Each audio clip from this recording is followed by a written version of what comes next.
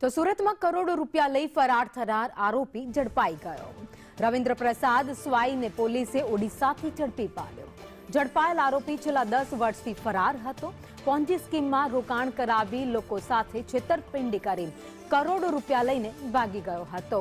ઊંચું વળતર આપવાની લાલચ આપી લોકો પાસે રોકાણ કરાવતો હતો। જો કે આરોપીને પોલીસે ઘણી તપાસ અને મહેનત બાદ ઓડિશાથી ઝડપી પાડ્યો। તો સુરતના ઉધના વિસ્તારમાં પોન્જી સ્કીમમાં રોકાણ કરાવી લોકોના કરોડો રૂપિયા ચાવ કરનાર આરોપી આખરે હવે પોલીસના હાથે લાગી ગયો છે। તપાસ સીસીટીવી અને પૂછપરછ કર્યા બાદ આરોપીને ઓડિશાથી ઝડપી પાડવામાં આવ્યો। છેલ્લા ઘણા સમયથી આરોપી નાસ્તો ફરતો હતો। જો કે પોલીસે પણ હાર ના માની અને આરોપીને ઝડપી પાડ્યો છે। ઓસ્કાર કંપનીના ચેરમેન રવિન્દ્ર પ્રસાદ સ્વાઈને ઝડપી પાડવામાં આવ્યો છે। તેને ઝડપી પાડી તેની પૂછપરછ કરાઈ રહી છે।